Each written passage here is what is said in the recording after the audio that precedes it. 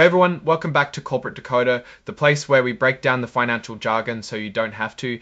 And today we are diving into Gryphon Digital Mining Inc. CES latest filing. And let me tell you, this one has some interesting twists and turns. Buckle up because we are about to decode what this means for investors and the future of crypto mining. And before we dive in, if you love getting these straight up, no nonsense breakdowns of corporate filings, make sure you hit that subscribe button and the notification bell. We also have a growing community on Discord to chat all things corporate finance, so join us there. The link is in the description below. So what is this all about? Well, Gryphon Digital Mining, or as they call themselves, the company here, has had a busy period. They are undergoing a big merger with American Bitcoin Corp, which they refer to as ABTC. This merger involves a couple of steps, a first merger and then a second merger, with the goal of creating a combined entity. The report we are looking at essentially details the outcomes of a special meeting of their shareholders where they voted on various proposals related to this merger. The key date here is August 27, 2025, which is when this special shareholder meeting took place and a lot of important decisions were made. Let us jump straight into the voting results because that is where the real story is. The first major item was the stock issuance proposal. This was all about approving the issuance of the combined company's stock to ABTC shareholders as part of the deal. Essentially, Gryphon was saying, hey, we need to give out more of our shares for this merger to happen, and it was approved. The numbers show a strong majority in favor with 43 million shares for and only about 500,000 against. This tells us the shareholders are on board with this merger idea. Next up was the charter proposal, which means they were voting on changing the company's fundamental rules, its certificate of incorporation. This too was approved with similar strong support. Now things get a little more detailed with what they call the advisory charter proposals, which are essentially votes on specific changes to these rules. Proposal 4 is particularly interesting. This is where they decided to dramatically increase the number of authorized shares of stock.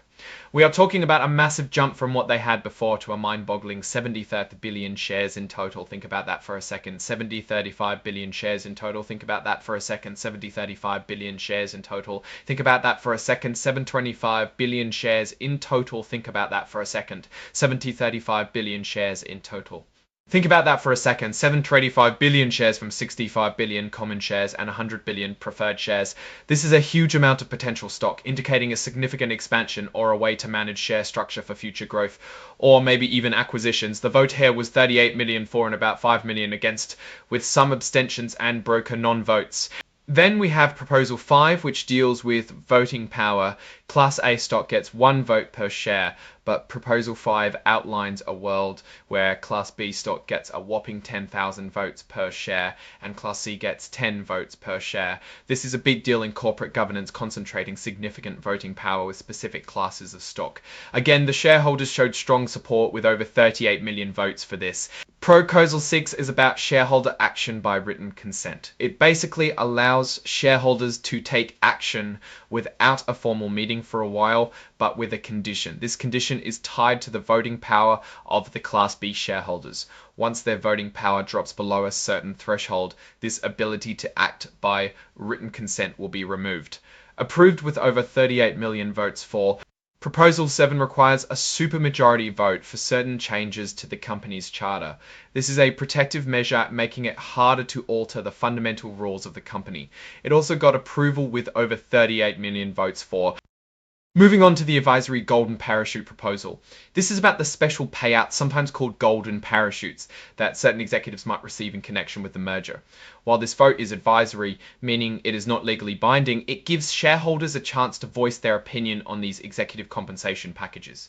It was approved, but with a more noticeable number of votes against, around 5.6 million. This suggests that while the merger is broadly supported, some shareholders are keeping a close eye on executive compensation packages.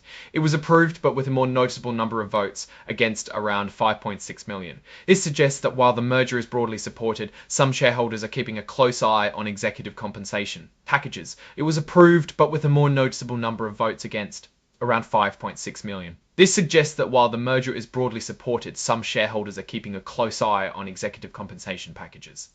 Next, the shareholders approved the 2025 plan, which seems to be an incentive plan for employees and directors of the combined company. This plan allows for things like stock options and other stock-based awards. The approval was solid with over 38 million votes in favor. Finally, there was an adjournment proposal. This is a standard proposal that allows the meeting to be postponed if needed, perhaps to get more votes or information. It was approved, but the company did not actually need to postpone the meeting. Looking at the nitty-gritty here, the stock issuance proposal passed overwhelmingly. This is critical because it allows them to issue the necessary shares to complete the merger.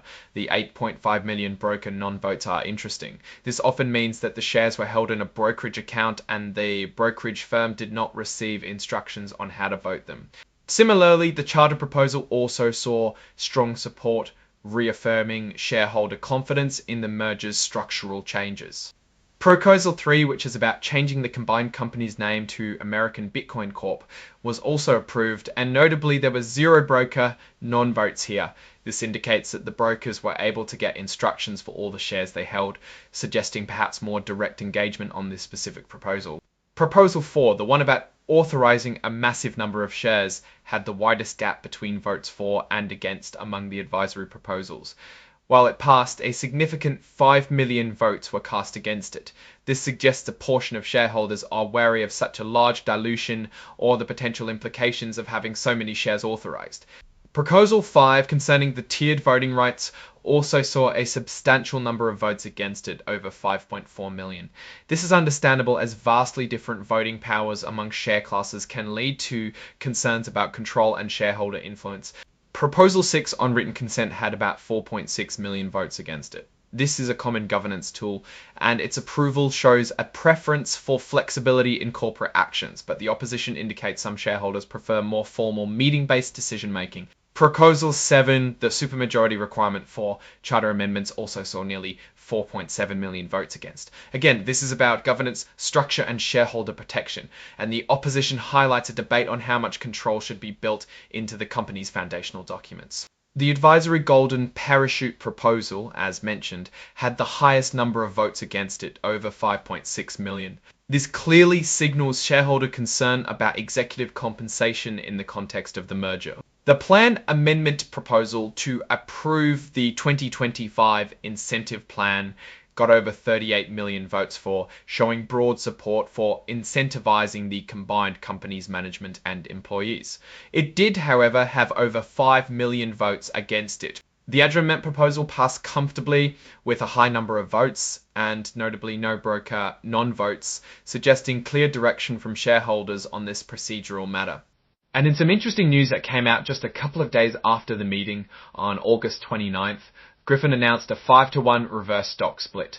This means that for every 5 shares of common stock an investor owned, they would end up with just 1 share. Companies usually do this to boost their stock price per share, perhaps to meet exchange listing requirements or to make the stock appear more valuable. This is a significant move that will change the number of shares outstanding and the price on a per share basis. So what does all this mean? Gryphon Digital Mining is clearly pushing forward with its merger with American Bitcoin Corp. The shareholder votes show a general approval for the merger itself and the broad strokes of the new corporate structure, including the massive increase in authorized shares and the different voting powers for new stock classes. However, the significant number of votes against some of these proposals, particularly the golden parachute compensation and the sheer volume of authorized shares, signal that not all shareholders are completely aligned. They are watching executive pay closely and might be concerned about potential future dilution with so many shares being authorized shares and the different voting powers for new stock classes. However, the significant number of votes against some of these proposals, particularly the golden parachute compensation and the sheer volume of authorized shares, signal that not all shareholders are completely aligned. They are watching executive pay closely and might be concerned about potential future dilution with so many shares being authorized. The reverse stock split. In my view, Gryphon is making bold moves to reshape itself. The merger itself is a significant undertaking in the volatile crypto mining space. The approval of these proposals indicates a management team that is pushing for strategic changes, but the dissenting votes are important signals. Investors should pay close attention to how the new combined company manages its vast authorized share count and how it addresses the concerns about executive compensation. The future direction hinges on successful integration and delivering on promises in a competitive and rapidly evolving industry. Alright, that is our deep dive into Gryphon Digital Mining's latest filing. What do you think about these merger plans and the company's direction? Let us know your thoughts in the comments below. If you found this analysis helpful, please give it a thumbs up and subscribe for more. And don't forget to join our Discord community to continue the conversation. Thanks for watching. See you next time.